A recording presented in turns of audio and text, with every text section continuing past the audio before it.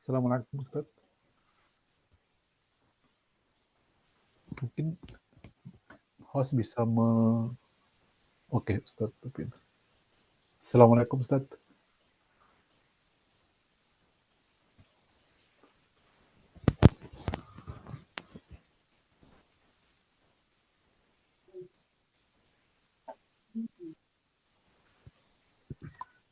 Suara saya kedengaran Ustaz?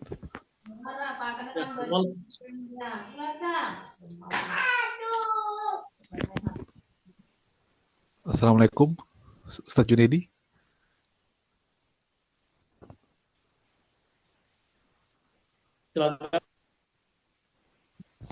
Suara saya jelas Ustaz? Tes. Ya. Suara saya jelas Ustaz? Jelas tapi sempat terputus.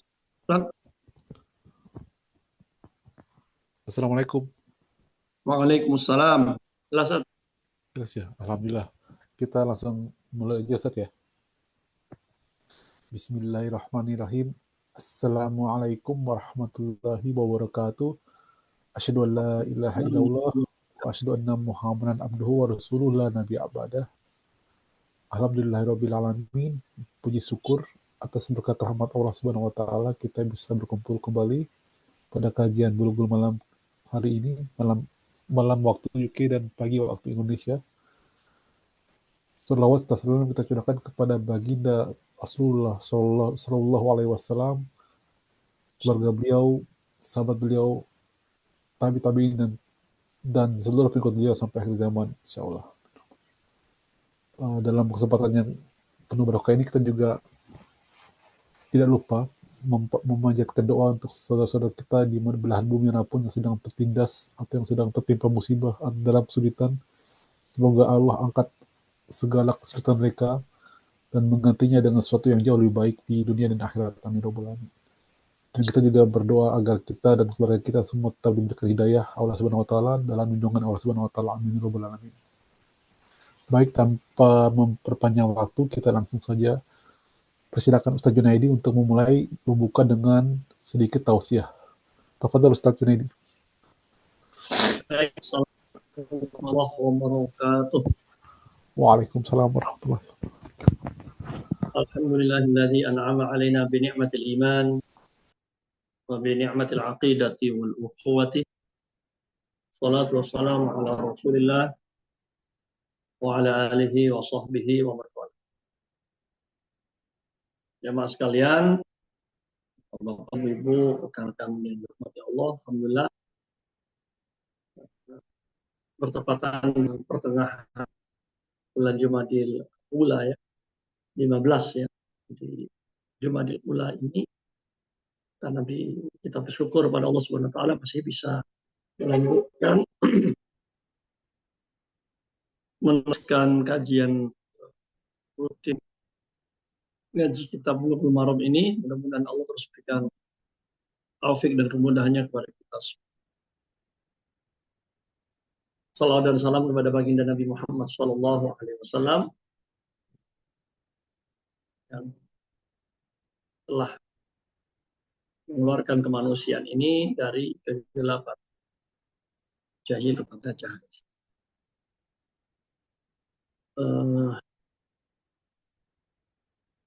Salah satu yang mungkin perlu kita renungkan bahwa salah satu tujuan utama syariat ini adalah bahwa kita diharapkan menjadi orang-orang yang tidak sekedar taat dalam pengertian melaksanakan perintah-perintah itu beribadah, tapi juga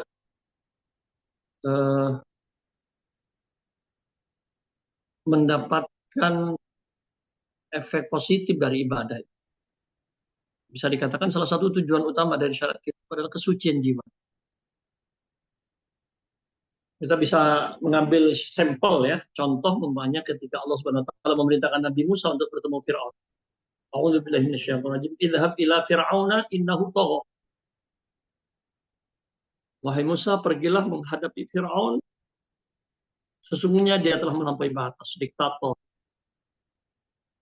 Faqul hal laka ila an tazakka. Ya, tazakka anta tazakka.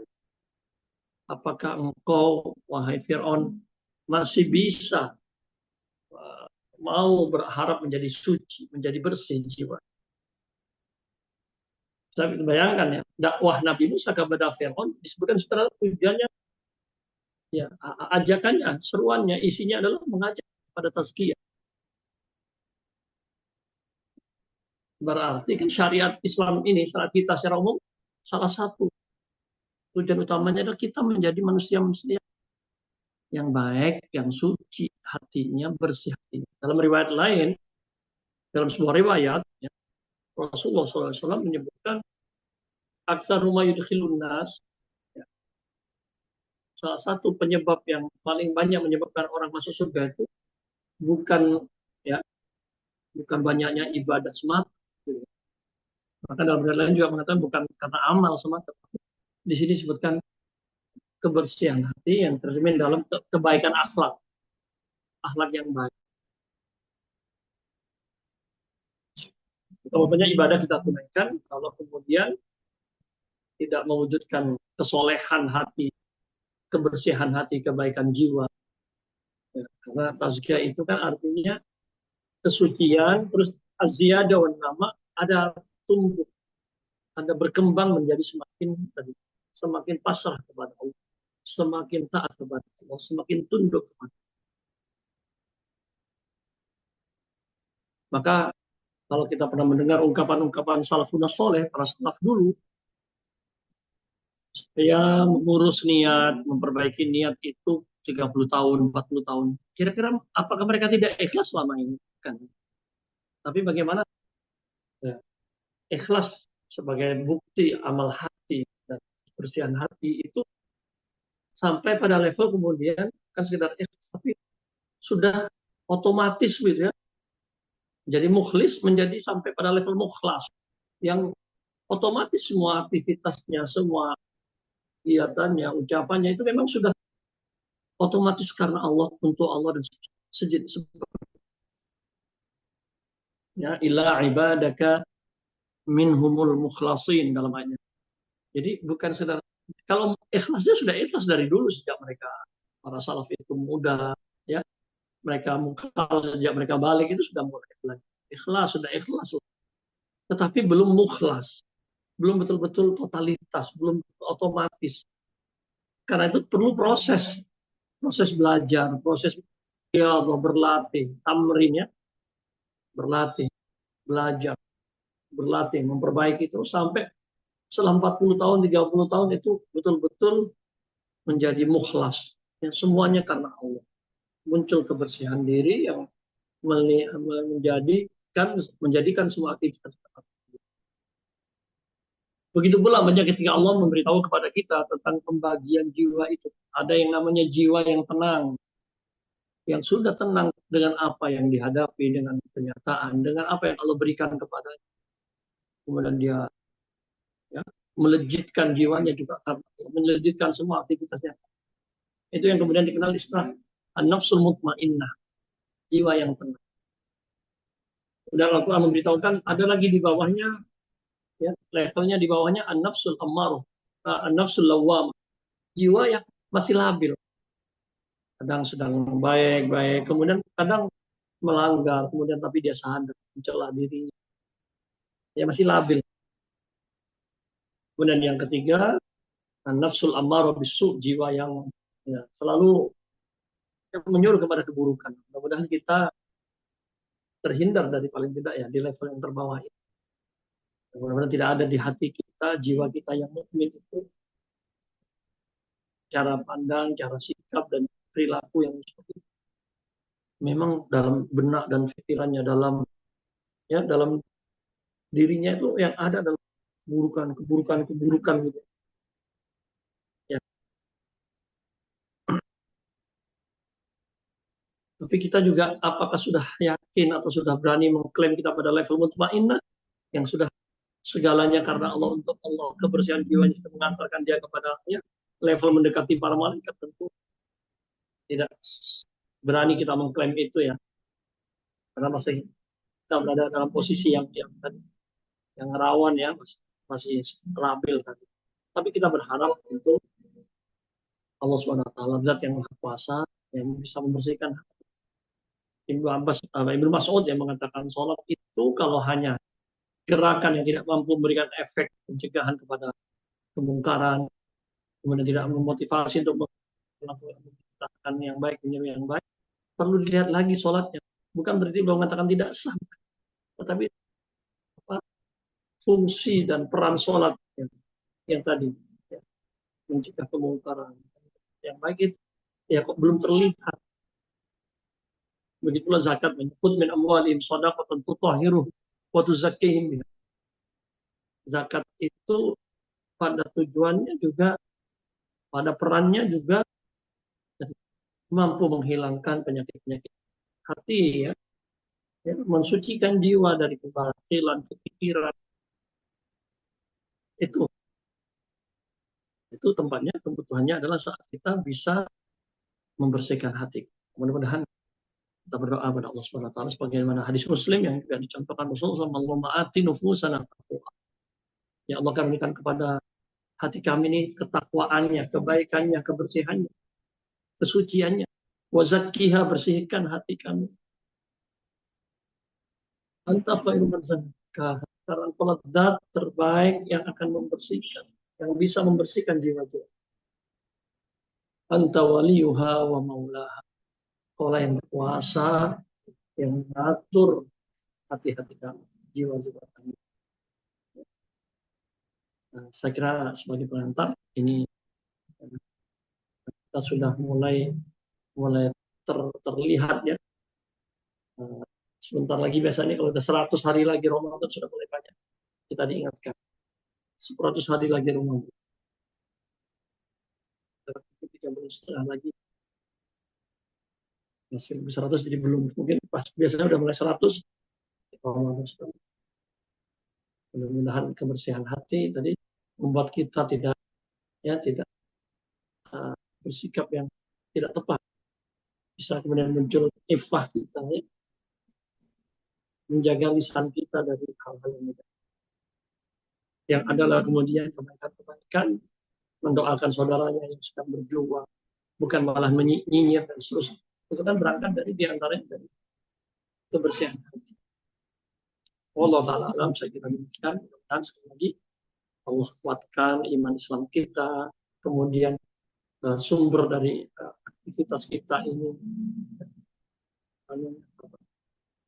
wadahnya kebaikan, nafs yang merupakan tempat penggerak kebaikan atau keburukan itu Allah senantiasa jaga, kemudian selalu dalam kebaikan dan diarahkan kita dalam kebaikan.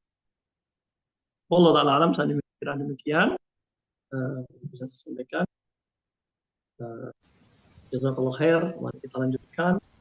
Masih ya, kemarin baru kita masuk babul libas tentang pakaian ya, masih digandeng dengan bab kitab sholah barangkali ya, karena salah satu syarat ya menutup aurat, sehingga mungkin itu munasabahnya, korelasinya dengan kitab sholah, sehingga diletakkan ya di setelah bab sholat itu, karena salah satu korelasinya terkait dengan pakaian sholat yang menutup aurat ini. Baik, kita masuk sekarang 527. Silakan. Silakan siapa yang mau membuka hadis malam ini? Hadis nomor 527. Tafadhol, langsung saja menyalakan mic.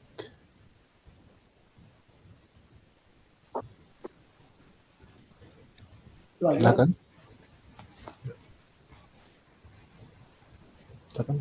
Ahwat atau Iwan juga boleh. Ahwat juga boleh, langsung saja menyalakan mic-nya.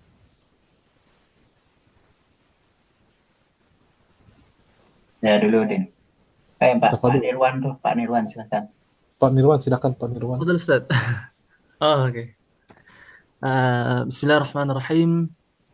Wa an Anas radhiyallahu an أن النبي صلى الله عليه وسلم رخص لعبد الرحمن بن عوف والزبير في قميص الحرير في سفر من حكة كانت بهما متفق عليه.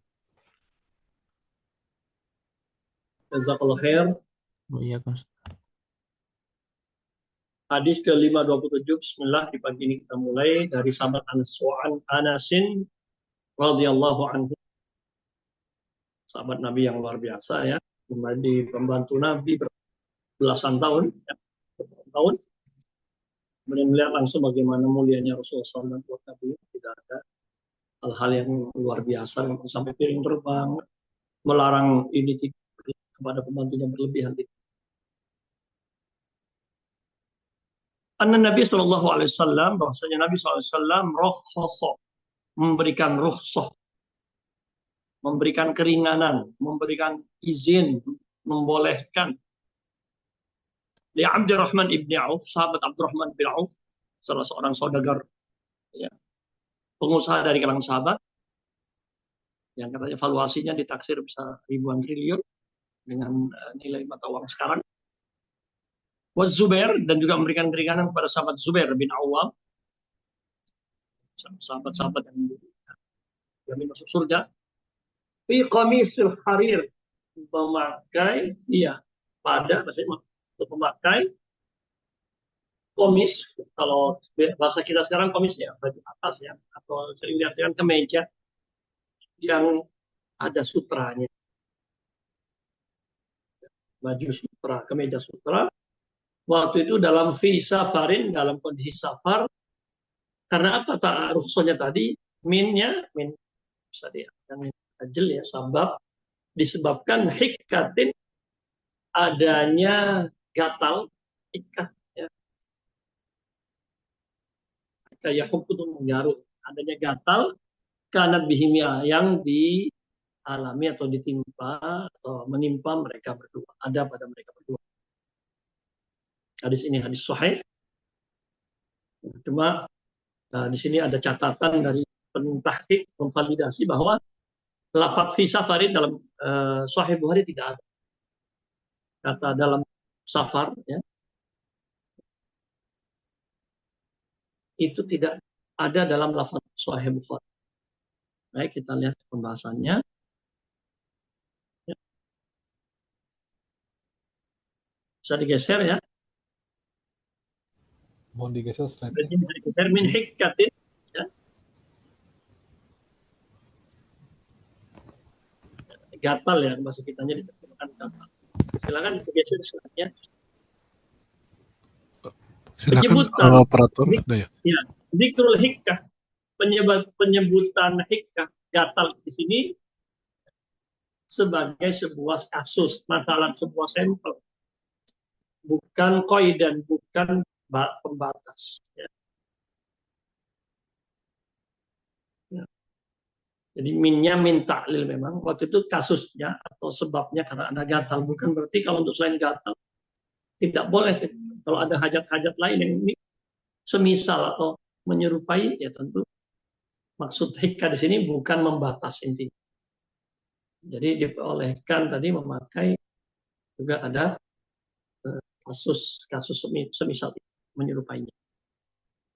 Ada juga dalam riwayat yang lain, Bukhari Muslim yang lain, bahwa para sahabat mengeluhkan kepada Rasulullah, mengadukan kepada Rasulullah adanya kutu. Ya. Kemudian Rasulullah memberikan rukhsah. Jadi ada riwayat menyebutkan gatal, ada riwayat menyebutkan kutu. Ya. Disebutkan kalau ada lafaz lain juga safar, di sini fi ghazat, dalam peperangan ya, safar keluar. Ya.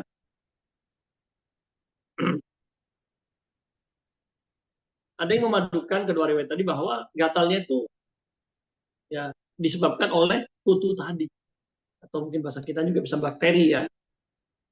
Kumal kalau kita nggak punya sedang ada ujian kutu itu kan juga kadang digaruk, itu yang membuat gatalnya.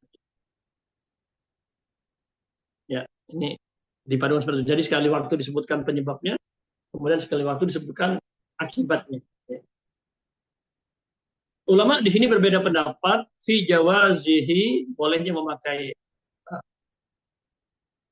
sutra ya, sutra campuran sutra atau baju atau kemeja yang yang kemarin sebutkan ya 3-4 jari itu ya, tidak, bukan semuanya di daerah-daerah yang membutuhkan ya. Ya, karena adanya kata atau faktor-faktor lainnya ya.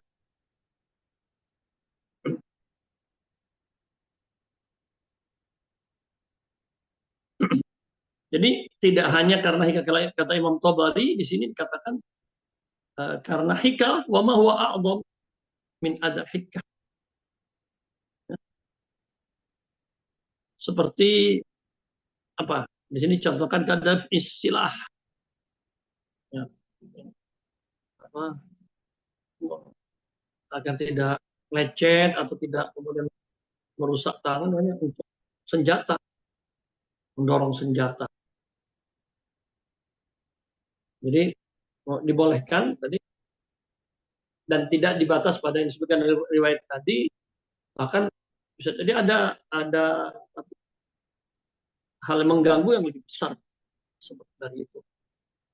Dan tentu di sini mereka yang membolehkan memakai baju atau campuran sutra tadi dengan batasan-batasannya tadi tentu tidak terikat dengan kata safar atau dalam peperangan tadi. Ini safarnya, walaupun Syafi'iyah, ya, sebagian dari Syafi'iyah mengkhususkan untuk safar. Makanya kita pernah mendengar ya dalam madhab Syafi'i itu bahwa untuk Syafi'iyah itu bahwa safar yang dibolehkan kita melakukan rukhsah, keringanan-keringanan itu adalah safar tertentu pun, ya tidak semua safar. Safar taat, kalau kita safarnya tadi, bepergiannya tadi tujuannya untuk ketaatan, ya bisnis yang mubah lah, ya. Untuk silaturahim, bukan untuk safar maksiat, tidak boleh mengambil rukhsah. Nah, di sini juga mereka rukhsah ini bagi lebih khusus pada safar. Kalau ditarik lagi safarnya safar yang taat tadi ya.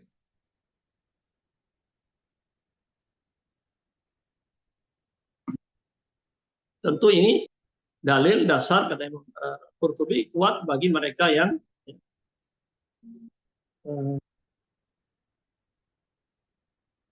membolehkan tadi. Kecuali kalau ada yang berpandangan itu khusus, kasus khusus dan hanya diperuntukkan kebolehannya bagi sahabat Zubair dan Abdurrahman bin Auf. Tetapi dakwah atau klaim adanya kekhususan itu kan juga butuh keterangan. Ya. Jadi, ulama sebagian membolehkan, tetapi di sini dikatakan bolehannya itu kalau Imam Syafi'i mengatakan jawaz lid darurah, karena darurat, tidak mutlak ya. Kalau tidak ada sebab tidak boleh memakai baju sutra. Di sini memang tidak dibatasi ya. Jadi kalau baju yang baju full komisul harir itu kan sutra yang halus, yang lembut. Kalau sutra yang tebal namanya dibaj. Di sini kalau murni sutranya full, saya pakaian sutra memang itu apakah boleh? Ya, Imam Syafi'i mengatakan boleh kalau nanti baju sutra, kemeja sutra. Tadi kita pakai kemarin kalau sekedar apa namanya beberapa di ujung-ujung, ya, di kerah, di lengan itu tidak lebih dari 3-4 jari boleh. Sekarang kalau untuk keperluan ya seperti tadi gangguan-gangguan itu, kalau Imam Syafi'i membolehkan kalau memang sudah pada kondisi darurat. Tetapi Imam Malik dan Abu Hanifah tetap tidak membolehkan baju sutra tadi. Kemudian apa manfaat atau hikmah dari memakai sutra bagi orang yang gatal dan sejenisnya? Ya, karena bahan sutra itu dingin ya, minal buru dan lembut dingin. Ya. Tapi kata yang lain tidak benar kok. Sutra itu tidak dingin, malah seperti keras, panas, tajam. Ya, maka yang benar hikmahnya adalah ya, ya tergantung kasus-kasusnya, khosiyah, ada kekhususannya. Di sini jelas kalau untuk apa namanya gatal yang disebabkan oleh kutu atau sejenisnya bakteri. Allah taala alam ya. Artinya tentu hukum-hukum di kita itu secara umum likul qaidatin istisna. Kaidah pun itu memiliki pengecualian-pengecualian. Ya, ada keringanan-keringanan. Karena agama ini bukan ingin memberatkan. Kalau ternyata di sana ya, memang untuk kebutuhan pengobatan ya, dan bukan permanen ya. Di sini ada keringanan karena babnya bab pakaian ya, berbeda dengan pengobatan yang spesifik ya.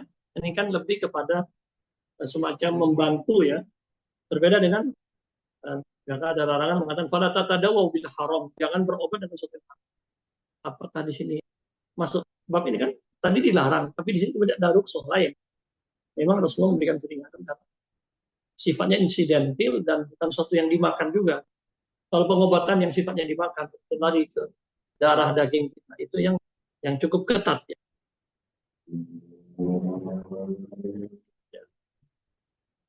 Ini ada hikmah untuk laki-laki dilarang memakai sutra, tapi kemarin ya kalau perempuan boleh, ya kalau laki-laki tidak boleh ya. Karena tadi sifatnya kemarin kalau tidak salah sudah disinggung ya, itu hiasan ya. Ini kan ada cenderung kemewahan, ada sifatnya perhiasan yang itu lebih cocok kepada perempuan. Tidak cocok untuk Allah Ta'ala. Baik, saya kira kita bisa lanjutkan. Masih satu tema tentang dari kemarin ya, sutra itu yang dilarang ya. Silakan 528. Ini ada pertanyaan di kolom chat Ustaz, tapi mungkin udah terjawab juga ya. Tapi saya bacakan aja Ustaz ya. Karena saya juga pas membaca tadi ya. Jadi hikmahnya ya. Kalau hikmah yang ada hikmah itu ada istilah hikmah mansusoh. Hikmah yang tertera teksnya itu berarti itu ya hikmah yang jelas atau bisa dikatakan akan dimatakan itulah maqasid tujuan. Ya. Tapi kalau hikmah mustambathah, hikmah yang diambil melalui pemikiran, kajian, itu telah itu ya dan sifatnya ijtihadiyah. Berarti makanya masih kadang ada tarik ulur. Ya. Jadi maksudnya apa hikmahnya? Artinya ada hukum yang tauqifi, kita tahu hikmah atau tidak ya. Ya, ibadah mahdhah atau tauqifiyah yang seperti itu memang sudah kita tahu atau tidak tahu hikmahnya ya tetap harus dilaksanakan. Tetapi mengenal atau mengetahui hikmah itu memperkuat, itu saja fungsinya memperkuat. Pada akhirnya untuk ibadah-ibadah yang sifatnya dan yang mahdhah atau ghairul ma'qul makna yang tidak bisa dinalar secara spesifik. Tentu yang kita kedepankan pertama adalah intisal, ya, kepatuhan, ketundukan. Kalau kita tahu hikmahnya itu ahsan, tentu lebih baik, akan semakin memotivasi. Tidak diketahui hikmahnya pun kita sudah melaksanakan perintah. Prinsipnya seperti itu. Wallahu a'lam. Silakan. Kita lanjutkan ke hadis berikutnya ya. Silakan. 528. Langsung saja menyalakan mic ya. 529. Yang ingin bacakan. 528. Silakan. 528. Silakan.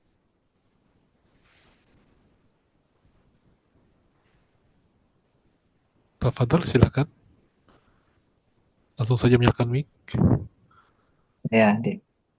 Baik, silakan Pak Amir. An Ali radhiyallahu anhu qala kasani Nabi sallallahu alaihi wasallam hullatan siyara'ah fa kharajtu fiha fara'aitul ghadaba fi wajhihi fa syaqaqtuha baina nisa'i muttafaqun alaihi wa hadha lafdhu muslimin. Jazakallahu khair. Hadis sahih muttafaqun alaih, lafadznya lafadz Imam Muslim. Jadi kenapa banyak kadang ketika hampir sama banyak lebih memilih lafadz Imam Muslim karena biasanya Imam Muslim jarang memotong-motong hadis. Imam Bukhari sering untuk beristidlal, beristimbat, ya, untuk meringkas, sering kadang memotong-motong hadis.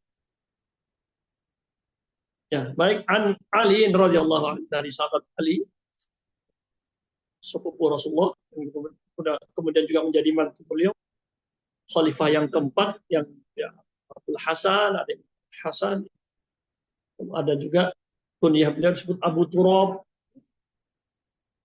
radhiyallahu anhu, qala, beliau berkata, kasani an-nabiy sallallahu alaihi wasallam.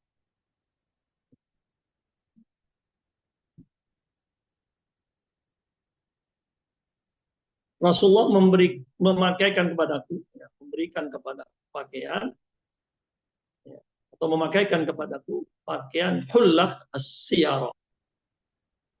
Ya. Hullah, ada dibaca juga hillah, ada dibaca kasar, tapi yang umum atau yang benar itu hullah. Apa hillah juga ada. Ya. Hillah, hullah. Bukan hullah atau hulaya. Kalau hulanya itu apa namanya, pakaiannya atau jubah, ada yang dengan jubah pakaian. Nanti ada perbedaan pendapat di kalangan para ahli bahasa. Siaroknya ya, sinnya tadi di kasroh ya. Kemudian ya, kemudian ro, kemudian alif, kemudian hamzah ya. Al-hullah itu ada yang Abu Ubaid, salah seorang ulama ahli bahasa, mengatakan bisa digeser ya. Hullah itu adalah pakaian atas bawah, kalau ada kata Ibnu Atsir tambahnya pakaian atas bawah, jadi sarung dan atasan, banyak atas bawah intinya. Tapi kalau terdiri dari satu jenis yang sama, itu disebut hullah. Tapi ada juga berkatakan ya, jubah atau kain yang dihiasi atau dicampurin dengan sutra, jenis sutra. Tapi ada juga yang mengatakan enggak, bukan campuran, tapi itulah sutra yang asli. Nah, dan itu yang dinilai lebih dekat di sini. Kata siarok sendiri secara bahasa aslinya itu air yang keluar dari bayi yang baru lahir. Jadi mungkin mengkilap begitu ya. Jadi pakaian yang sutra asli kan seling kencing gitu ya. Ada cahayanya. Nah, kasani Rasulullah SAW ya hullatan siyara. Fa kharajtu fiha, kemudian aku keluar dengan memakai itu.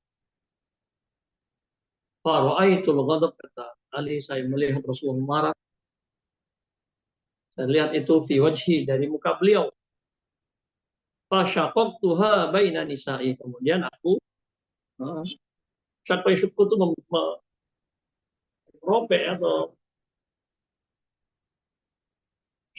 syaqaq.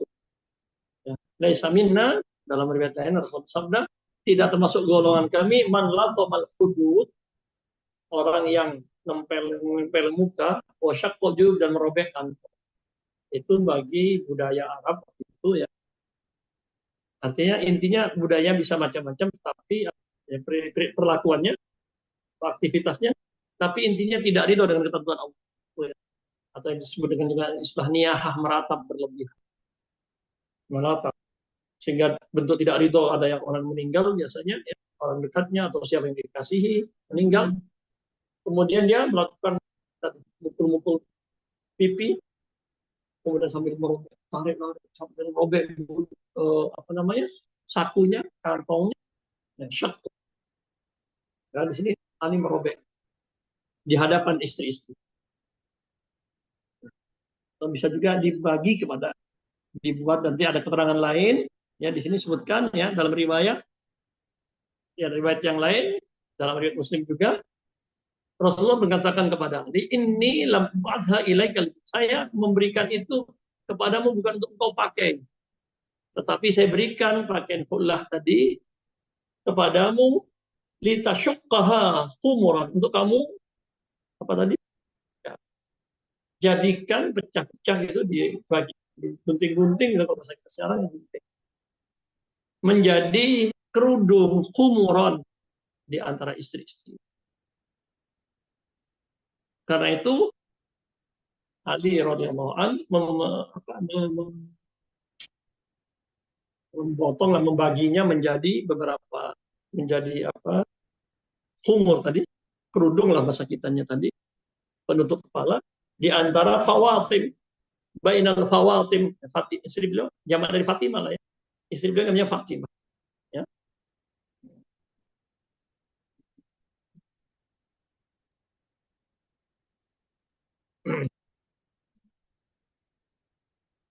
Yang dimaksud dengan fawatim tadi ya, yang namanya Fatimah siapa saja? Ada Fatimah istri beliau, Fatimah putri Rasul, kemudian ada Fatimah binti Asad, Ummu Ali ya, jadi ibunya beliau sendiri Ummu Ali, Fatimah binti Asad. Ada juga yang ketiga disebutkan Fatimah binti Hamzah. Kemudian ada lagi yang keempat Fatimah putri atau istri dari Aqil bin Abi Thalib. Ya. Jadi di Nisa'i di sini tidak semuanya istri ya, walaupun bahasanya istri, tapi di sini ada dipecah ke ibunya, dibagi, dipotong buat ibu, buat istrinya, buat ibunya, untuk sepupunya, anak pamannya. Ada Fatimah binti Hamzah dan Fatimah binti Aqil. Apa? Bibinya, istri pamannya, istri dari Aqil bin Abi Thalib. Saudaranya, Aqil bin Abi Thalib, saudara Ali bin Abi Thalib. Ini riwayat Muslim ada tambahan seperti itu.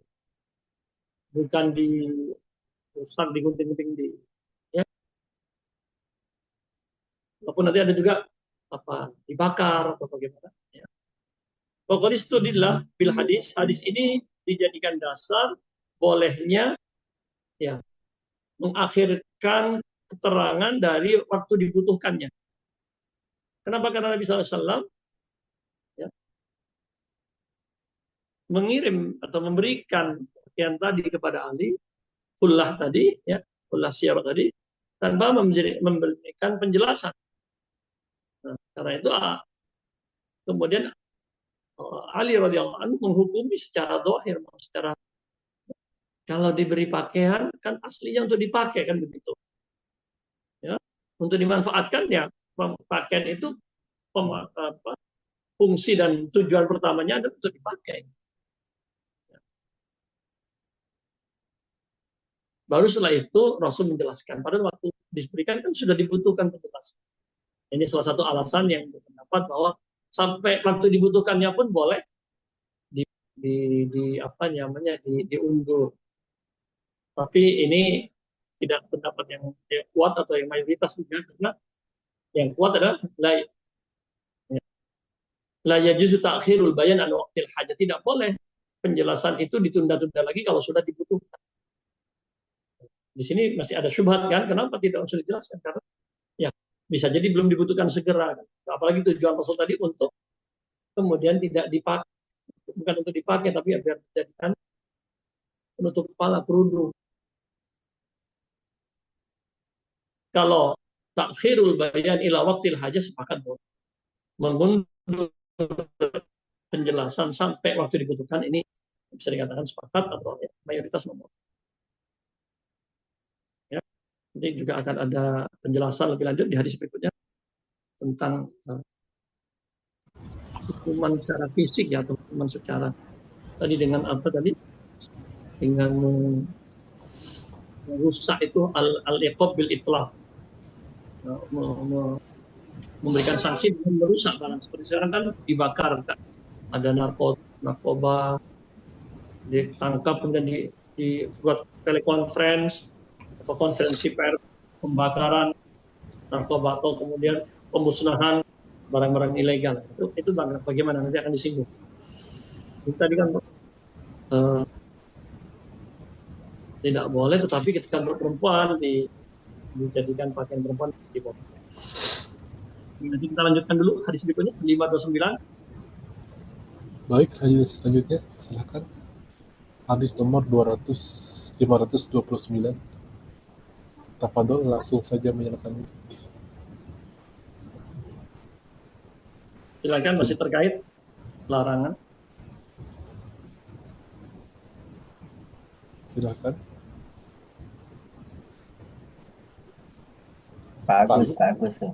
Bagus. Baik Ustaz. Silakan, Bismillahirrahmanirrahim. Wa an Abi Musa radhiyallahu anhu anna Rasulullah sallallahu alaihi wasallam qala uhillat dhahabu wal hariru li anasi ummati Liinasi. li inasi ummati wa hurrima ala dukurihim rawahu Ahmadu wan Nasa'iyu wa Tirmidhiyu wa sahhahu. Ya, ini tadi yang juga ditanyakan hikmahnya apa ya. Hadis 529 dari sahabat Abi Musa al-Asy'ari. Wa an Abi Musa al-Asy'ari radhiyallahu anhu anna Rasulullah sallallahu alaihi wasallam, maksudnya baginda Rasul sallallahu alaihi wasallam bersabda, qala uhillat dhahabu, dihalalkan emas itu, wal hariru, dan sutra, li inasi ummati, untuk para perempuan dari kalangan umat. Inas, unsa ya. Unsa, kalau laki-laki zakar, jamaknya unsa inas. Wa hurrima, dan hal tersebut, dua hal tersebut, zahab ya, dan harir, emas dan sutra, diharamkan bagi laki-laki dari umat. Hadis ini diriwayatkan oleh Imam Ahmad, rawahu Ahmad, wan Nasa'i, dan Imam Nasa'i, wa Tirmidzi, dan Imam Tirmidzi, wa shahhah. Secara ilmu hadis ya, takhrij diteliti oleh Al-Fatidasi, di sini ada sedikit masalah di sanad hadis ini. Ya, ada kelemahan, tetapi karena jalannya banyak malah dinilai sahihun bisyawahidihi. Ya, banyak sahabat juga yang meriwayatkannya, menjadi naik menjadi sahih li ghairihi. Nah, yang sanad yang ini saja yang bermasalah. Ya. Jadi hadis ini bisa dipakai akan sampai pada derajat sahih, ya. Dihalalkan ya memakainya. Ya. Kalau menyimpannya boleh ya, punya emas maksudnya gitu. Bisnis sutra laki-laki boleh, ya kan? Tapi tidak memakainya, yang tidak boleh. Ya, memakainya bisa jadi pakaian secara umum atau memakai dalam kehidupan sehari-hari. Jadikan spraynya mungkin, jadikan apa? Ya, untuk laki-laki. Nah, jadi jelas hadis ini melarang, mengharamkan laki-laki memakai cincin emas dan sutra, pakaian sutra khalis ya, sutra full, sutra murni, dan boleh memakainya emas, perhiasan, atau sutra murni full bagi para perempuan. Singkat saja hadis ini karena memang sangat jelas tadi. Baik, kita lanjutkan 530. Baik, silakan. Hadis berikutnya 5 berarti terlalu digeser mungkin. 530. Langsung saja menyalakan mic. Tafadhol, siapa yang bersedia? Silakan. Wa an Imran bin Husainin radhiyallahu anhuma anna Rasulullah sallallahu alaihi wasallam qala innallaha yuhibbu idza an'ama ala 'abdin ni'matan ay yara athara ni'matihi alaihi, rawahu al-Baihaqi. Ya, dari sahabat Imran ibn Husain ya. Ini sahabat termasuk yang banyak juga riwayatnya. An Imran ibn Husain radhiyallahu anhuma, bahasanya beliau dan Imran dan ayahnya Husain ini dua-duanya adalah sahabat radhiyallahu anhuma. Mudah-mudahan Allah meridai kedua. Anna Rasulullah SAW, misalnya baginda Rasul SAW bersabda, Inna Allah, sesungguhnya Allah, ya, yuhibbu, senang, suka, idza an'ama ala abdi, jika ia memberi nikmat kepada hambanya, ayyara, ingin melihat asar nikmatihi, kas atau dampak dari nikmatnya itu pada hamba. Ya, termasuk nikmat pakaian, nikmat menutup aurat ini, hendaknya berpakaian. Ya. Hadis ini diriwayatkan Imam Baihaqi. Kemudian ada catatan dari pentahqiq di sini di bawahnya. Padahal itu ada di Musnad Ahmad. Di riwayat Imam Ahmad ada, kenapa tidak diriwayatkan pada Imam Ahmad yang lebih tua, ya. Imam Ahmad itu meninggal 241. Imam Baihaqi kan 400-an, masih 500-an. Ya. Apa tidak menyebutkan Imam Ahmad? Allah alam, mungkin memang terlewat Ibnu Hajar, atau beliau lebih menguasai riwayat Baihaqi dalam bab ini karena sama-sama mazhab Syafi'i. Allah. Baik, kita bisa lihat penjelasannya. Ada lafaz-lafaz lain, ya, dari sahabat yang lain. Tadi dari sahabat Imran, ada dari sahabat Ibnu Umar. Ya.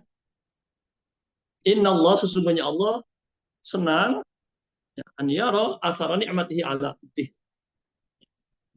Mirip lafaznya, hampir sama. Dalam riwayat yang lain, ya, dari sahabat yang lain, Rasulullah bersabda, idza atakallahu malan, jika Allah memberikan kepadamu harta, bisa digeser selainnya itu lafaz-lafaz tadinya, maka tunjukkanlah falyura asarani. Ya, maka perlihatkanlah nikmat Allah itu kepadamu, ya, kemuliaannya, gitu ya. Wa karamatihi, kemuliaan Allah, nikmat Allah itu hendaknya ditampakkan. Maka itu salah satu tafsir dari firman Allah dalam surat Ad-Duha yang di penutupnya itu, Zail, ya, di akhir surat itu, wa amma bi ni'mati rabbika fahaddits. Fahaddits itu bukan sekedar dicerita-ceritakan, kan? Kalau hadis asal artinya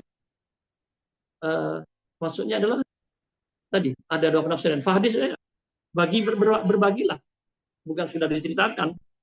Atau yang dua tadi, ya, salah satu penafsiran yang lain ini, tunjukkan nikmat Allah itu. Artinya kita di dalam pakaianlah yang layak, pakaianlah yang tepat, gitu. Bahkan kalau bertamu, gitu, ya. Kemarin kita baca Rasulullah punya khullah burdah Yamaniyah itu kan, kemarin dari Yaman dipakai saat menghadap tamu utusan. Ya. Jadi bukan kemudian ingin dikesankan zuhud, bertemu orang malah jadi kasihan. Tidak, malah Allah ingin, ya. Di sini hadis ini menunjukkan, hadis-hadis ini, ya, lafadznya berbeda tadi. Allah senang hamba itu menampakkan nikmatnya, baik dalam pakaiannya, ya. Yang penting tidak berlebihan, kan, ini dalam kulu washrabu wala tusrifu. Makanannya, minumannya, pakaiannya, bentuk syukurnya kepada Allah secara real. Ya.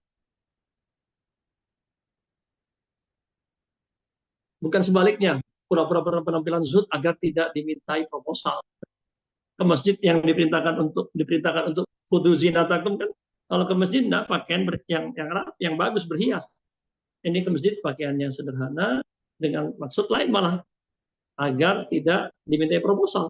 Padahal di sini malah disebutkan, ya, kenapa kita harus menunjukkan itu nikmat Allah itu, agar kalau dilihat orang yang butuh, idza ra'ahul muhtaj, dalam pakaian yang kondisi yang baik itu, mereka qasadahu, mereka kemudian malah menemuinya, bermaksud menemui dia. Assalamualaikum. Ya.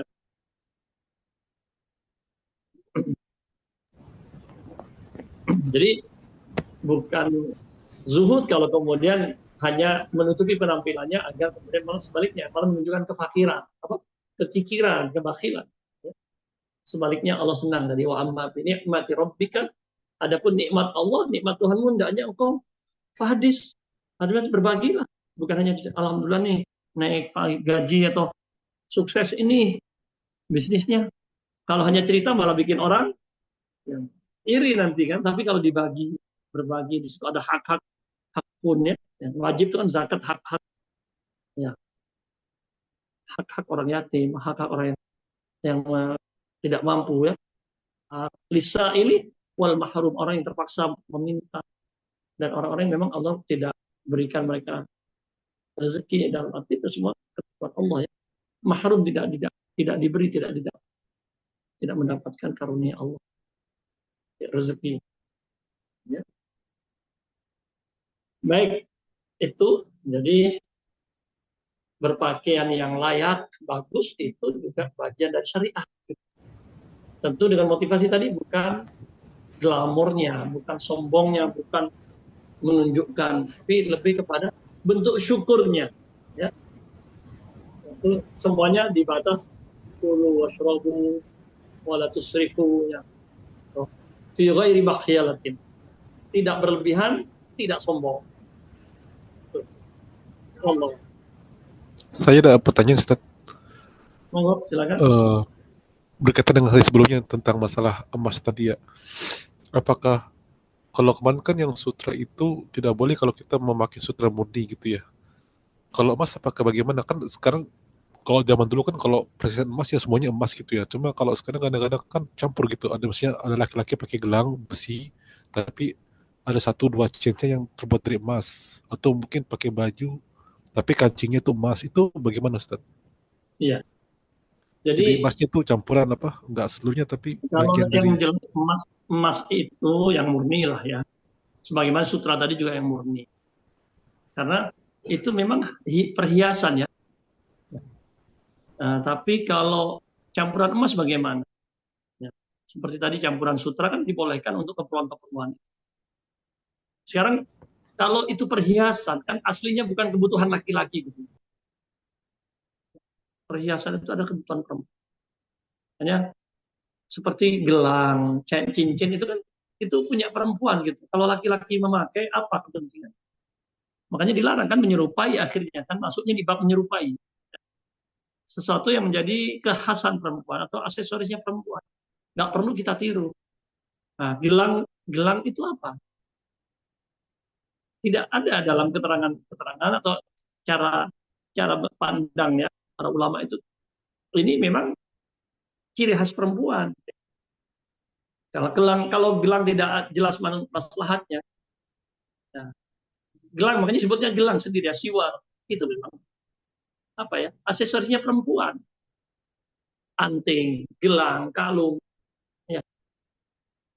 Kalau kemudian laki-laki baik memakainya harus jelas keperluannya apa. Apakah dia berobat, bukan aksesoris ya. Litajamul, untuk menghiasi diri itu kan memang aksesorisnya perempuan itu. Nah, kalau laki-laki pakai gelang tidak jadi bukan apa istilahnya, tidak feminin, dia jadi feminin gitu, tidak maskulin. Jadi ada tacabuh yang dilarang itu di sana, karena laki-laki dengan karakter kelaki-lakiannya dia maskulin, bukan feminin. Ketika pakai anting, pakai kalung, itu malah menyerupai sifat-sifat feminin ya, ke perempuan. Sehingga ketika tidak ada keperluan yang kalau jam kan beda, perlunya jam itu memang ada faktor hiasan, tapi lebih kepada fungsinya kan, mengetahui waktu. Kalau makanya jam tidak ada masalah. Jam emas bagaimana? Ya. Kalau murni emas tadi kan full emas. Terus sekarang ada casing HP emas. Ya. Jadi kalau full dipakai laki-laki ada larangannya ya. Atau cincin juga full gitu ya. Jadi kalau yang sepakat jelas full tadi. Kemudian juga sekarang kan saya tentang makanan ya, ada katanya nggak tahu makan emas bagaimana itu. Pernah dilihat di YouTube itu ada lobster dihiasi emas. Apa iya bisa dimakan, atau emas yang sudah dimodifikasi, diolah sedemikian rupa yang memang bisa dimakan. Nah, ini kan sudah bentuk-bentuk israf ya. Bagaimana emas itu aslinya perhiasan dan kemudian menjadi salah satu cadangan. Sekarang uang itu kan boleh dicetak sesuai dengan cadangan emas dan sebagainya. Ya fungsi-fungsi itu ini malah dijadikan fungsi makanan. Ini kan bentuk-bentuk kesombongan, bentuk-bentuk tadi mubazir, israf, melampaui batas. Ini yang sesungguhnya ya. Kalau pada hakikatnya semua yang ada di dunia ini aslinya kan boleh, kecuali tadi keterangannya. Makanya ini boleh untuk laki-laki, ya. Tidak boleh untuk perempuan. Sebaliknya, masing-masing punya kriteria, punya kekhususan yang jangan dicampur aduk, sehingga tetap terjaga kepada kekhususannya masing-masing. Ya, perempuan seperti itu gitu, rambutnya jangan dibuat cepat dalam arti menyerupai laki, jangan dibotak, kecuali kan ada pengecualian lagi ketika dia sakit harus dibotak, operasi, atau ada kebutuhan membekam yang harus kepalanya. Bukan kondisi permanen, kondisi permanennya tidak boleh menyerupai. Jadi berkaitan dengan emas ini juga, dia perhiasan yang cocok untuk perempuan. Nah, tadi yang sifatnya feminim tadi ya, kan berpengaruh nanti dengan pola interaksi setelah itu. Akhirnya laki-laki juga pakai anting, pakai gelang. Jadi ada bias antara karakter masing-masing. Wallahu a'lam bishawab. Jadi yang jelas kalau murni ya tadi itu sepakat. Iya. Saya lanjutin dikit Ustaz, yang masalah jam tangan kan saya sering lihat tuh laki-laki pakai jam tangan. Jadi rantainya itu campuran gitu, dan jadi rantainya itu istilahnya 2 ton gitu. Jadi rantainya itu besi, terus solid gold, emas solid gitu, terus besi gitu, jadi campuran. Jadi tapi nggak seluruhnya emas gitu, tapi besi, emas, tapi emasnya tuh emas solid gitu, murni gitu, terus besi lagi gitu. Itu gimana itu Ustaz, hukumnya? Karena saya sering lihat. Ya itu kan tidak full ya, tidak full juga tadi. Iya. Nah ini kalau yang itu emas berarti full boleh? itu, ya walaupun ya kalau kita mau mau lebih hati-hati ya itu, tapi tidak dikatakan itu emas kan, murni karena sudah masih bercampur tadi. Ya. Kalau laki mungkin ya kayak jam tadi kan, emas campur, tidak murni juga. Kalau murni ya tadi terkena larang. Terkait cincin juga masih ada juga yang mendapat memperselisihkan cincin.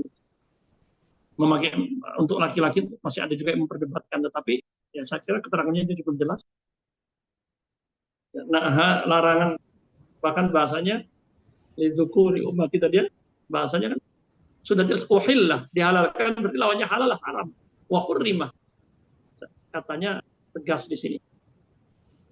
Walaupun dengan keterangan-keterangan lain ada ya sih memberikan peluang gitu. Tidak halal mutlak. Ya, saya kira kalaupun tadi memahaminya tadi bahwa zahabnya ya zahab emas yang tadi yang pure, murni, yang emas. Maunya karena katanya kalau untuk dibuat perhiasan atau apa namanya, ya emasnya memang emas murni tapi karatnya hanya yang berbeda. Ya. Kalau yang 24 karat itu ya nggak bisa dibuat macam-macam, dia kaku kan. Yang bisa dibuat perhiasan yang macam-macam dia emas berapa? 22, 20, semakin muda itu semakin mudah, lebih lentur. Kalau yang 24 karat yang muda itu susah dibentuk. Makanya jadinya emas batangan gitu ya. Wallahu a'lam. Ini sutra juga demikian tadi ya. Nanti ada penjelasan juga kalau untuk ujung-ujungnya. Jadi bukan yang full ya, bukan full sutra. Jadi kembali ke tadi, karena itu menunjukkan juga apa? Israf di satu sisi bagi laki-laki itu, dan juga kesombongan. Perempuan pun kalau udah berlebihan dan kemudian sombong, yaitu kalau laki-laki tidak, lebih bukan karakternya begitu ya. Yang maskulin maksudnya bukan dia. Ya, perhiasan itu feminin gitu kan. Kemudian saya kira sama kalau untuk cuma semakin ya ketika bukan di fungsinya tadi, bukan laki-laki memakai kan lebih laki-laki kok pakai perhiasan. Itu kan menunjukkan ada sesuatu yang tidak tepat. Ya bisa jadi karena tadi berlebihan atau karena sombong. Kalau perempuan memang dia karakternya atau bawaannya tuh memakai itu. Jadi dia kecuali sudah berlebihan baru muncul berlebihan. Pakai sampai full tangannya atau yang glamor banget ya, tidak di luar kebutuhan, yang cukup untuk berhias, sampai memunculkan sombong itu. Saya kira bisa dipahami ya. Apa semua ya, peduli lagi perempuan, kalau sombong ya tidak boleh, tidak masuk surga, malah menghalang masuk surga ya orang yang punya sombong di hati. Walaupun sebesar atom, biji sawi atau nano. Wallah alam, saya kira demikian. Sebenarnya ada pertanyaan lagi Ustaz di kolom chat itu tadi, masalah bagaimana menasihati orang sudah terlanjur memakai kalung atau cincin emas itu bagi laki-laki gitu. Ya, terlanjur memakai kalung atau cincin emas bagi laki sehingga tidak tersinggung. Pertama kita perlu paham ya.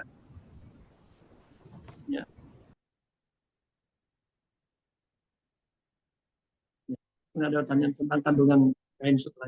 Saya dari emasnya dulu ya, atau memakai perhiasan tadi, kalung, cincin. Pertama kita perlu pahami yang memakai ini apa ada syubhat atau ada alasannya. Kalau alasannya dia sudah sampai pada level hukum, itu yang berarti kita harus diskusinya tentang hukum. Seperti sebagian di Indonesia ini ada, saya boleh kok bagi laki-laki dia beralasan dengan alasan-alasan. Sebagian teman-teman umpamanya di Persis itu juga ada yang mengatakan boleh. Nah, itu berarti kan diskusinya lebih karena dia mau merasa boleh. Ke situ dulu masuknya kan. Oh, kalau ini dia sebenarnya tidak tahu hukumnya, berarti pendekatannya kita ya, jelaskan aja karena sentuh dia sebagai hamba Allah, sebagai muslimnya, bahwa kalau memang Anda belum tahu ya itu dulu sudah istighfar. Kalau Anda sekarang sudah menerima dan tahu hukumnya adalah tidak boleh, ya mulailah ditinggalkan. Kalau bisa sekaligus, kalau saya bertahap. Kalau tidak bisa bertahap. Kalau hanya karena ngikutin tren, mode, nah itu kan pendekatannya tentu beda lagi. Ya itu nggak disentuh gitu ya. Diberikan ya tren dan mode itu kan tidak ya sesuatu yang apa namanya fluktuatif ya, kadang berubah. Nah, kita ada yang sudah permanen, sudah apa namanya sudah pasti, sudah baku ya tadi keharamannya. Terus kalau sekedar tren dan mode, biar kelihatan apa maco malah mungkin itu malah tidak. Ini ikuti tren saja. Itu saya kira kembali kepada kita perlu mempelajari kholfiyah atau latar belakang ya, background dari orang tadi, ya alasan dia melakukan itu. Kalau sekedar ya, kan kita pendekatan itu cara pikir orang itu ya, cara pandang dia dulu dipersamakan atau didekatkan. Kalau jauh pasti dekat. Sehingga kemudian ada ya bahasanya orang marketing itu kan mereka cari hal-hal yang sama dulu gitu. Kemudian yang berbeda itu kan dicarikan titik temu, semakin dekat sampai pada kemudian dia bisa menerima penjelasan kita. Allah Ta'ala itu terang lebih. Terkait persentase, tadi kalau sutra yang khalis tadi kan pendapatnya Al-Aqrab yang paling tadi hullah hiyarah yang dilarang itu Rasulullah murka itu yang bukan persentase, memang sutra murni. Nah di sini bukan berkaitan dengan persentase ya. Kalau mungkin ada jenis yang sudah dicampur kain biasa dengan sutra, ya itu berarti sudah tidak murni lagi. Ya. Dan kalau sutra murni ya, tadi yang sampai Rasulullah kata Khalifah Ali tadi faraitul ghadaba fi wajhiya. Tadi sebutkan al-khalis sutra yang memang sutra gitu. Adapun yang tadi untuk ya apa namanya kebutuhan ujung-ujung yang tidak mudah kotor ya. Itu bisa walaupun murni, tapi ini kan tidak murni, sudah tidak murni, bukan sutra yang murni, sudah tidak terkena larangan secara tadi pendapat yang khalis tadi yang harus murni. Nah, yang murni pun boleh tadi kemarin tidak lebih dari 3-4 jari. Jadi untuk apa namanya apa kita ujung-ujung ya, apa namanya kemarin ujung baju lengan ini untuk apa kerah ujung-ujung itu boleh. Walaupun yang asli. Nanti akan kita baca juga hadis. Jadi memang sutra itu kan tadi apa hikmahnya kan? Dia kan mahal ya kalau yang asli itu glamor gitu ya. Kalau barangkali hikmahnya itu kalau saya hikmahnya. Kemudian sifatnya ya atau karakternya kan dia ke maskulinnya itu apa ke feminimannya itu karakter perhiasan itu lebih kepada perhiasan. Baik, kita lanjutkan nanti masih ada lagi tentang ya batasan-batasan yang dibolehkan dan juga larangan-larangan. Silakan bisa kita lanjutkan insya Allah 531 ya sekarang. 500 sebelumnya Pak Agus 531.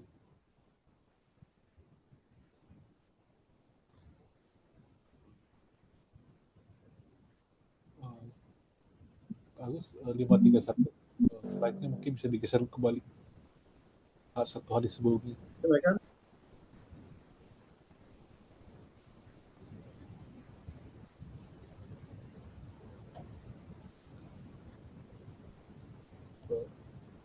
Hadis mungkin Agus bisa digeser hadisnya 531 hadis sebelumnya slide-nya. Ya, sudah betul. 532 sudah betul. Oh, sudah Silakan. betul. 31 ya. Masih betul. 531 sekarang. 531 ya. Tafadhol, silakan siapa yang mau membacakan. Silakan. Ibu Fatimah, silakan.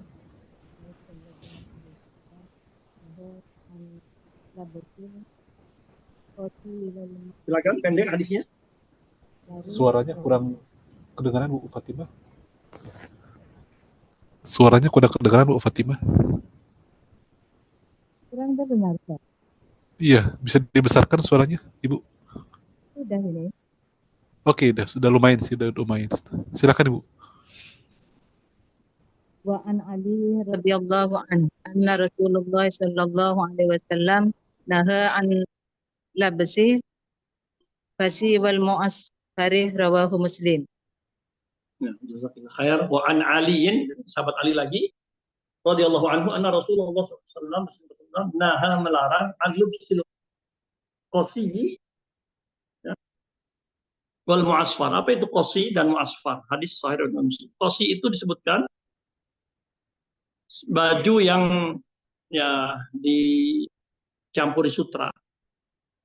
Ada ada sutranya. Di situ ada sutranya amtal utruj. Utruj itu limau ya. Berwarnanya begitu ya. Katanya didatangkan dari Mesir dan Syam, bukan asli dari Arab, aslinya dari luar. Wal masbuk bil mu'asfar. Mu'asfar itu apa? Yang dicelup dengan kesumba. Jadi apa? Bukan mu'asfar itu dari sfar, kuning kan. Celup kesumba. Bisa warnanya kuning kemerah-merahan seperti pakaian biksu itu. Jadi hadis ini bagaimana tentang larangannya?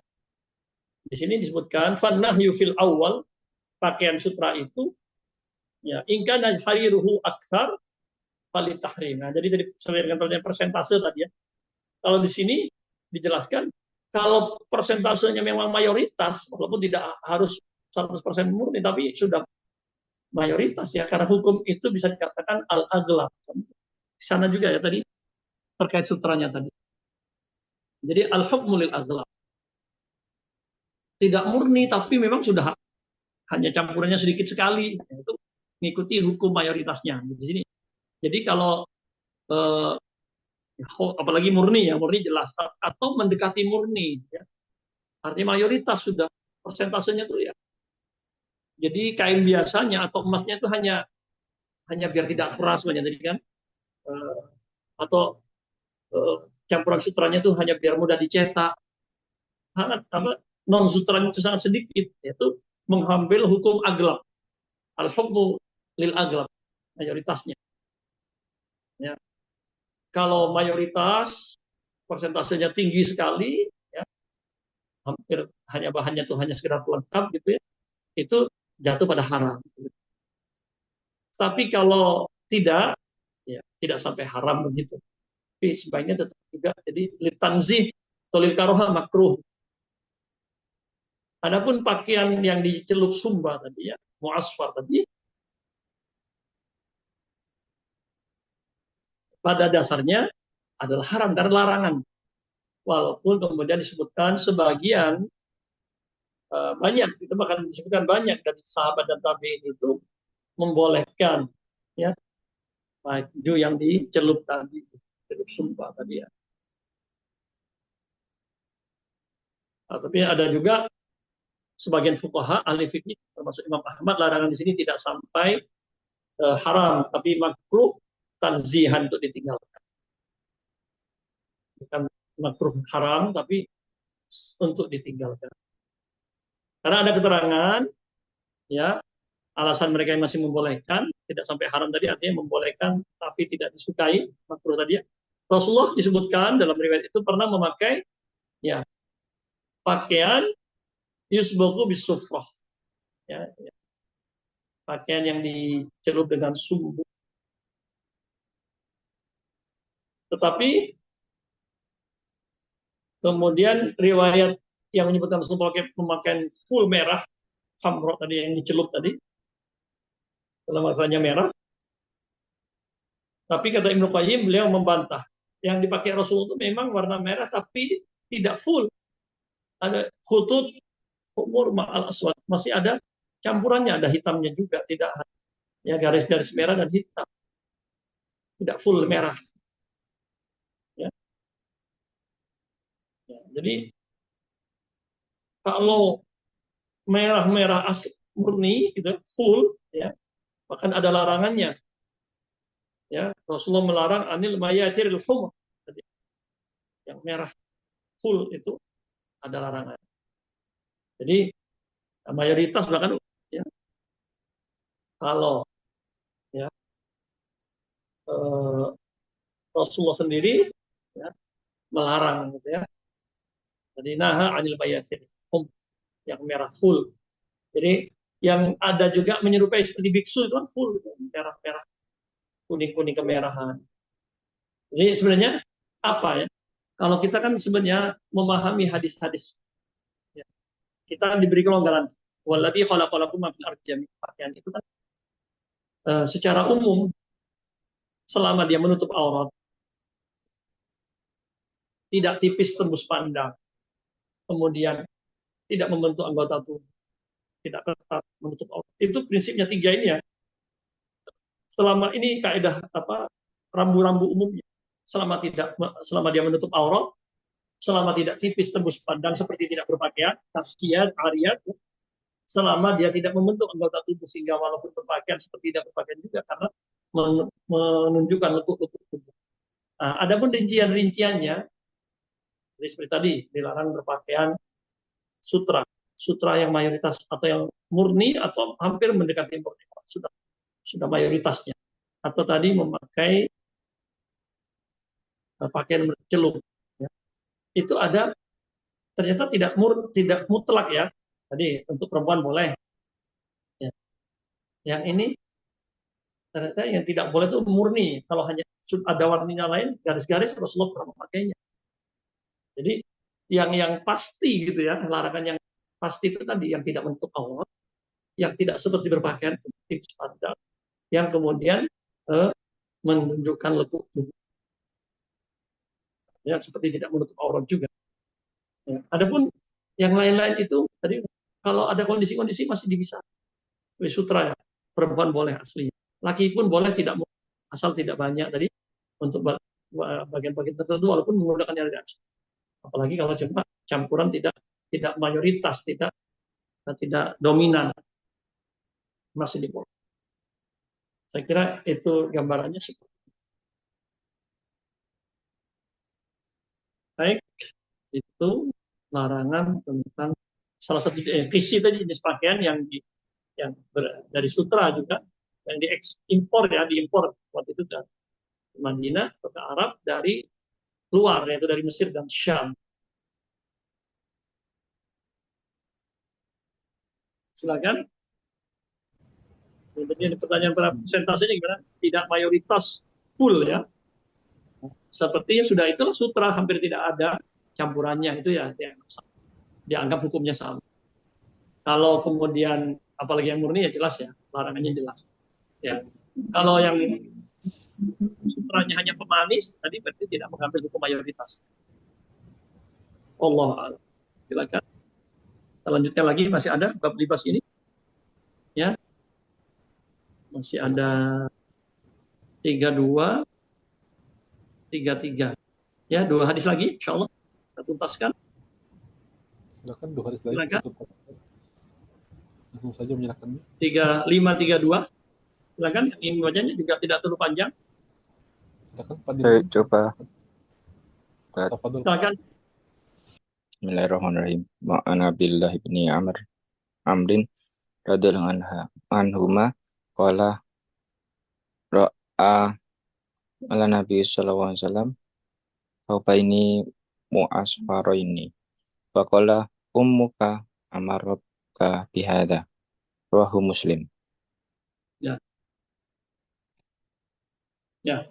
Jadi hadis ini, hadis sahih, hadis 532 ini dari sahabat An Abdullah bin Amr bin Al-As. Kenal ya? Dari sahabat Abdullah bin Amr bin As. Radhiyallahu anhu, beliau Abdullah dan ayahnya Amr bin As adalah sahabat. Dan Amr bin As pernah menjadi gubernur Mesir. Kalau Abdullah bin Amr bin As ini termasuk putra sahabat yang muda dan bisa menulis, sehingga beliau sejak awal sudah menulis hadis dan bisa termasuk yang banyak meriwayatkan hadis karena bisa menulis. Sempat mengadu Rasulullah, saya dibully nih karena menulis hadis-hadis Anda.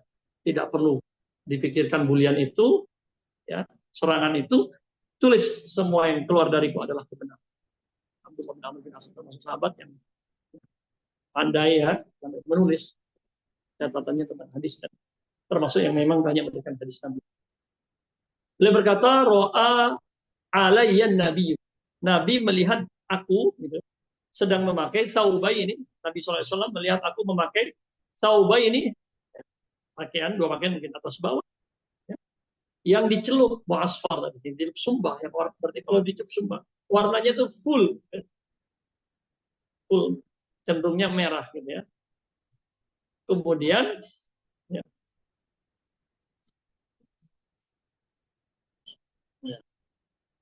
faqala, kemudian siapa namanya, Rasulullah bertanya, Allah amaraka biha ummuka amarotka ya, biha hadza, apakah ibumu yang menyuruh engkau memakai ini ya. Ini jelas hadis ini sahih diriwayatkan Imam Muslim. Ini menjadi penguat ya. Hadis yang tadi yang melarang memakai ya,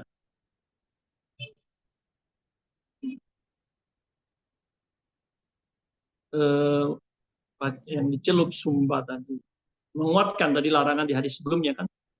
Nah, anil qisi wal mu'asfar di sini menegur sahabat Abdullah bin Amr bin As yang memakai itu. Dalam lanjutannya ya, di riwayat Muslim juga ditanya oleh Abdullah bin Amr bin As, Rasulullah, kalau begitu saya biar hilang sumbahnya saya cuci ya? Tidak, kata Rasulullah, bakar saja. Dalam riwayat yang lain ada keterangan adalah ini pakainya orang kafir, jangan engkau pakai. Ya. Jadi ada ya tadi menyerupai saya kira tadi biksu itu ya. Kalau sekarang kita lihat seperti itu. Ini juga mengisyaratkan untuk laki-laki tidak boleh isyarat. Apakah ibumu yang menyuruh ini? Isyarat bahwa itu pakainya perempuan. Kebiasaannya, karakternya untuk perempuan. Tadi. Jadi larangan untuk laki-laki jelas. Dan ini ya pakaian-pakaian apa? Menor ya, pakaian-pakaian yang wah-wah cerah gitu. Itu karakternya lebih dekat ke perempuan. Jadi bisa itu hikmahnya. Bisa juga karena tadi sebabnya disebutkan karena pakaiannya khasnya orang kafir. Jadi memang kita harus punya identitas. Ya. Jadi Rasul diberikan solusi untuk dicuci, dihilangkan pewarnanya. Rasul tidak, bahkan menyuruh untuk dibakar. Nah, dari sini juga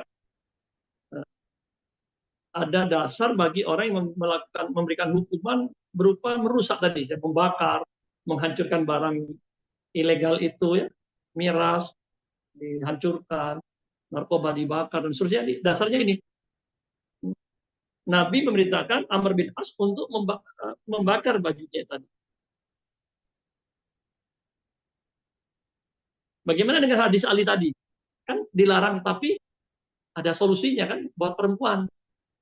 Jadi kan karena Rasul bukan melarang untuk dia pakai, ya, tetapi untuk dijadikan kerudung itu tadi. Kemudian para ulama memadukannya. Kemudian awalnya disuruh untuk dibakar, ya. Tetapi kemudian ada pandangan lain bagaimana, kan ada solusi karena bisa dipakai oleh perempuan. Gimana kalau dijadikan pakaian atau jadi jilbab? Jadi tidak perlu sampai dibakar. Ini ada yang memadukan seperti ini, bahwa perintah membakar tadi bukan harus, tapi ya bisa jadi seperti sekarang untuk jadi pelajaran karena tidak menemukan narkoba atau barang ilegal, ya kan masih bisa dipakai, kadang ada yang halal ya, bukan yang homer, bukan yang minuman keras, mungkin barang-barangnya masih bisa dipakai halal sesungguhnya, tetapi karena tadi didapat dengan ilegal atau ada unsur-unsur pelanggaran lainnya sehingga dibakar sebagai bentuk sanksi. Nah ini kan boleh, gitu. Maksudnya biar ada semacam efek jerah, kemudian tidak merusak pasar, ya, tidak bertebaran di pasaran. Jadi itu dipadukan oleh ulama. Ya. Jadi perintah membakar juga ada dari syarah keterangan dari salah satu ulama Al-Qadhi Iyad, ya, menyebutkan perintah dibakar ini lebih pada sanksi yang bentuknya tadi ada efek jerahnya, sanksi keras gitu ya. Tidak harus. Kalau dimanfaatkan masih bisa, ada solusi banyak. Tidak ada dampak yang signifikan. Jadi, kalau sutra kan masih bisa untuk manfaat. Kalau mau asfar, tadi menyerupai kafir, tidak ketemu solusi, ya dibakar aja. Mirip-mirip barang ilegal. Atau perempuan boleh, ya, bisa dibuat solusi. Tapi tentu tidak ada dampak-dampak ya, secara tidak, secara ekonomi dan sebagainya. Itu juga kembali kepada kebijakan, namanya sanksi ya. Cuma pada dasarnya boleh, ya, melakukan sanksi dengan merusak barang, merusak harta itu. Dari hadis ini tadi, ketika Rasulullah menyebutkan dalam lanjutan hadisnya riwayat Muslim untuk membakar, sementara di riwayat Ali untuk tidak diperdayakan, digunakan. Itu kembali kepada kebijakan. Ini bukan had namanya. Had itu kan sudah ada ketentuannya, tidak ada tawar menawar. Ini namanya ini ta'zir, hukuman yang diserahkan kebijakannya kepada pemimpin setempat. Yang mana yang lebih maslahat. Wallahu ta'ala. Baik, masih ada satu hadis lagi, mudah-mudahan ini cukup. Ya. Saya jadikan di 2 halaman, hadis terakhir dalam bab libas ini, 533, silakan. Silakan, hadis terakhir malam ini. Langsung saja. Pak Dirwan tadi, mau coba lagi, Pak Dirwan Anwar. Silakan, terakhir insyaAllah. Boleh. Silakan Pak Ridwan. Binti Abi Bakrin radhiyallahu anhuma annaha akhrajat jubbata Rasulillah sallallahu alaihi wasallam makfu faqal jaibi wal kummaini wal farjaini bitibahji rawahu Abu Dawud. Lanjut, sama masih di slide berikutnya, masih lanjutannya. Digeser, Pak. Wa asluhu fi Muslim. Ya. Digeser, silakan slide-nya. Slide-nya digeser 534. Enggak, tetap 533, masih berlanjut karena panjang, saya pecah saja. Wa asluhu fi Muslimin wa zada kanat inda Aisyata hatta qubidat faqabatuha fakana Nabi sallallahu alaihi wasallam yalbasuha fanahnu naghsiluha lil mardai nastashfi biha wa zadal Bukhari fi al-adabil mufradi Wa kana yalbasuha lil wafdi wal jumu'ati.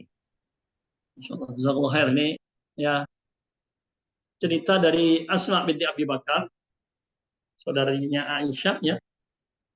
Beliau menceritakan wa an Asma binti Abi Bakar radhiyallahu anhuma annaha, bahasanya beliau akhrajat jubbatan, mengeluarkan jubah Nabi Rasulullah SAW makfufatal jib, yang di sakunya itu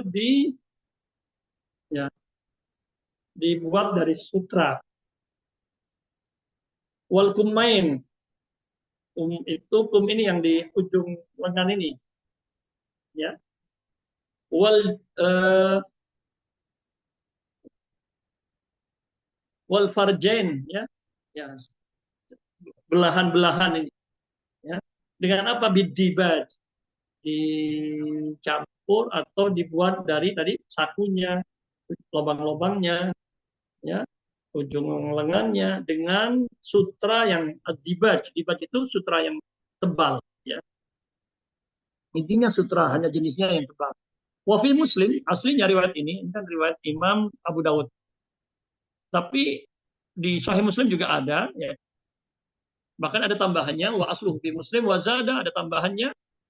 Kanat, jubah itu awalnya yang menyimpan inda Aisyah. Jubah Nabi ini yang memegang, menyimpan ada Aisyah. Hatta kubita, sampai kemudian beliau, Aisyah radhiyallahu anha wafat. Ditarik, ya, nyawa beliau, artinya wafat, meninggal. Faqabatuha, maka kemudian sayalah yang menyimpan jubah Nabi itu. Jubah Rasulullah SAW, kata Asma. Wakana Nabi SAW, dulu Nabi memakai, yalbasuh, memakainya. Fanahnu, kami sekarang menggunakan baju Nabi tadi, nafsiluha, kami cuci, kemudian ditabaruki, ya, bekas air cuciannya itu lil marbo, untuk orang-orang yang sakit, nastashfi biha, ya, kami jadikan apa tadi, untuk berobat. Ya. Hadis ini Hasan, ya, yang tambahannya ini. Kemudian yang tadi juga Hasan, ya, tentang baju Nabi, artinya tetap dalam kategori yang bisa dipakai.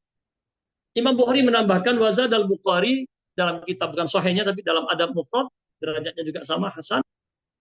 Wa kana, adalah Rasulullah SAW yalbasuha, memakai jubah tadi lil wafdi, ketika bertemu utusan-utusan, wal jum'atan, dan dipakai untuk sholat Jumat. Jadi tidak masalah, ya, berarti, ya.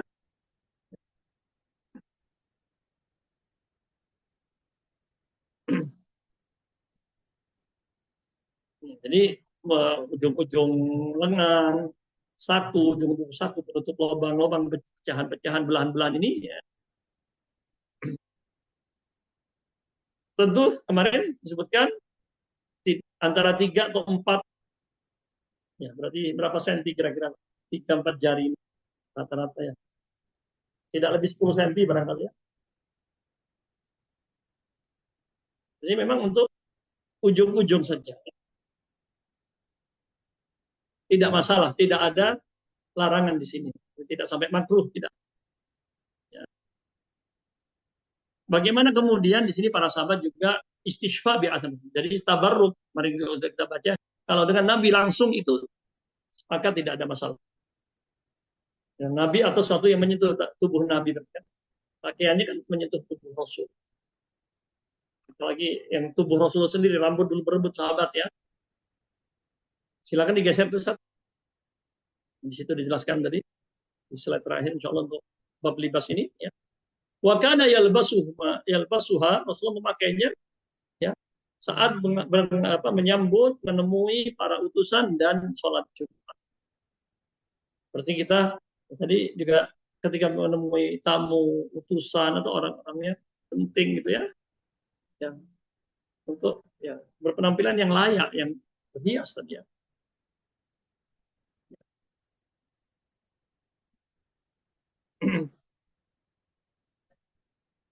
Ya, namun pakaian Rasul tadi ada yang tadi campuran sutra itu, ya. Ya. Begitu pula nanti menjadi campuran, yang penting tidak dominasi tadi, ya, tidak mendominasi, itu dibolehkan. Jadi yang terlarang tadi yang mayoritas hampir penuh, atau yang memang asli. Ada beberapa tambahan di sini, syarah menyebutkan tentang etika dalam bab pakaian. Ya. Seperti ketika memakai surban, ya.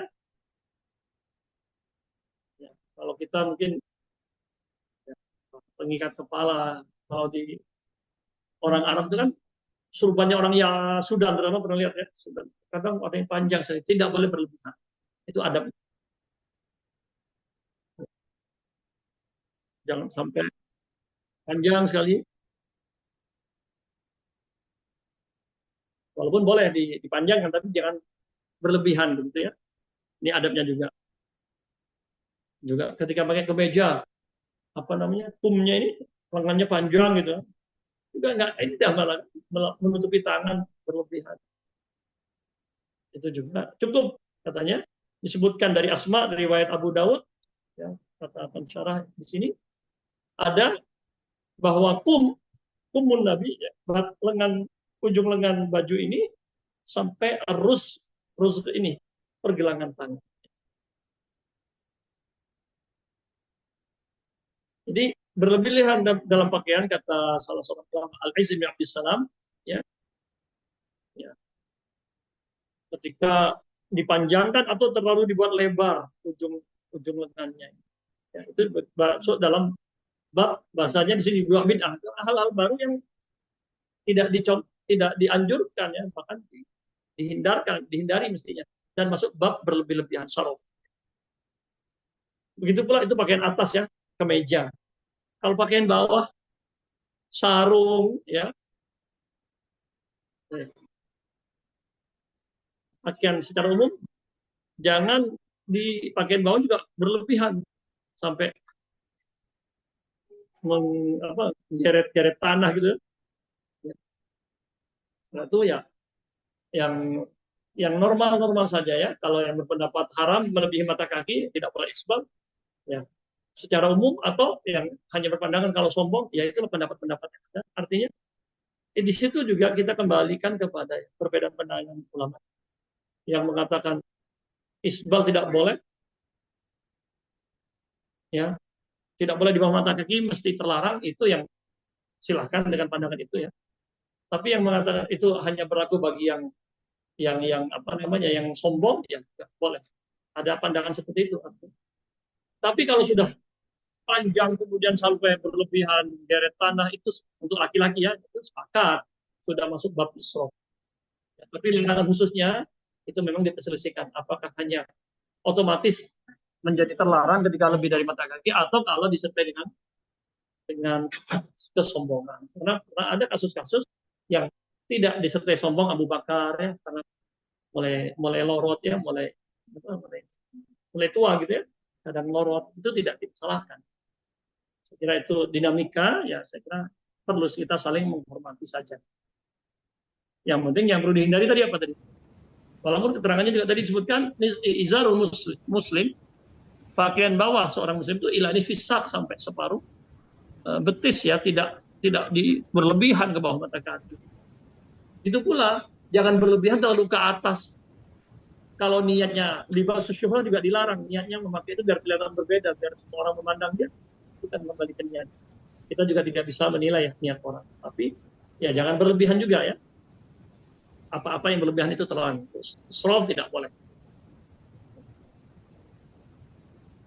Kepatutan juga penting, kepatutan, kelayakan. Ngantor pakai, karena dia berpandangan harus ini susah, umpamanya kan nggak patut gitu pakai. Apa istilahnya sekarang sirwal itu, ya, sirwal yang bahasa Arab sirwalnya, ya. Tapi sekarang istilahnya sirwal itu yang sampai hanya separuh betis, kan nggak patut gitu, bukan di sini masyarakat. Kalau olahraga masih patut kan, training celana olahraga yang panjang atau yang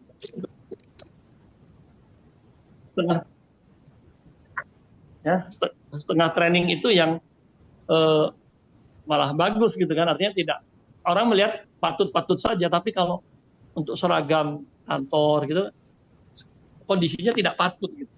Berarti kita perlu pertimbangan kepatutan, sehingga juga terhindar dari, kalau kita tidak bisa mengurus niat, jadi ada istilahnya libas syuhroh, pakaian yang mengundang orang tertarik, kemudian memandang biar populer, itu juga menghindari hal-hal semacam itu. Allah Ta'ala alam, karena waktu kita juga yang membatasi.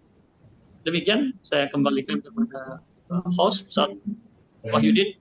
Fadhol Ustaz. Insyaallah pertemuan yang akan datang kita akan masuk bab baru, atau kita bahkan bukan bab, kitab baru, Kitabul Janaiz.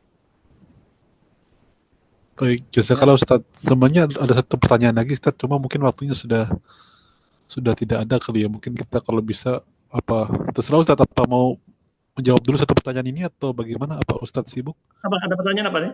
Ya ini sebagai penjual emas atau sutra, dan ada pembeli laki-laki yang mau beli untuk dipakai sendiri, apa yang sebaiknya kita lakukan? Ustaz melarang untuk dibeli atau bagaimana?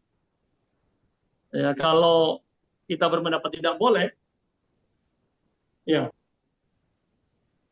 kemudian kita yakin memang dipakai dia, kan kita kadang tidak bisa memastikan juga kan.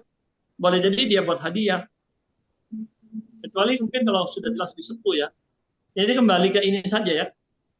Dia berpendapat tidak mengapa, tapi kita berpendapat ya, kembalikan ke ini aja, waroknya kita berarti ya. Ya tadi kalau kita mohon maaf saya tidak bisa melayani, tentu tidak menyinggung ya. Atau saya stoknya bisa stoknya sedang habis, kosong. Saya kira itu teknis-teknisnya ya. Tapi kalau makanya ini kan bukan bab yang istilahnya qot'i banget gitu, karena masih ada juga, walaupun ya mayoritas sudah ya. Kalau yang emasnya murni, yang apa namanya tadi, yang untuk laki-laki itu seperti itu. Ini masalah teknis saya kira ya, bisa ya penjual bisa saya kira lebih bijak lah. Baik. Bukan masalah keuntungan kerugian kan, tapi karena tadi maslahat dan pemorotan tadi, sehingga kita tidak terjatuh banyak pada dalam bab ta'awun al-itsmi wal 'udwan ya. Kalau kita yang berpandangan seperti tadi, tidak bolehnya untuk laki-laki tadi, kuatnya kan seperti. Ya, kalau dia pandangannya yang membolehkan kan lain lagi. Nah, juga yang kedua perlu dipastikan juga, kita tidak menduga-duga kan. Ini jangan-jangan, nah kalau masih jangan-jangan berarti kan masih belum pasti gitu ya. Jadi kita hindari juga jangan-jangan, kita pastikan juga. Sehingga tidak membuat kita juga merasa nanti, wah sayang ini padahal dia beli banyak. Itu juga yang perlu dipastikan. Artinya waroknya itu juga bil ilmi kan. Kehati-hatian kita itu juga dengan sesuatu yang jelas. Ya, kepastian, bukan sekedar jangan-jangan atau kekhawatiran. Wallahu ta'ala alam, itu yang bisa saya sampaikan. Saya kembalikan ke host, kurang lebihnya mohon maaf. Jazakallahu khair. Demikian dari saya. Assalamualaikum warahmatullahi wabarakatuh. Waalaikumsalam warahmatullahi wabarakatuh. Jazakallah Ustaz Junaidi atas materinya. Baik, kita bisa tutup pertemuan kita kali ini dengan membaca Alhamdulillahirabbil alamin dan doa penutup majelis. Subhanakallahumma bihamdika asyhadu an la ilaha illa anta astaghfiruka wa atubu ilaik. Baik, saya izin pamit mundur diri. Insyaallah ketemu di pertemuan berikutnya. Assalamualaikum warahmatullahi wabarakatuh. Waalaikumsalam warahmatullahi wabarakatuh. Jazakallah Ustaz. Jazakallah. Pamit sama-sama. Pamit. Assalamualaikum. Assalamualaikum.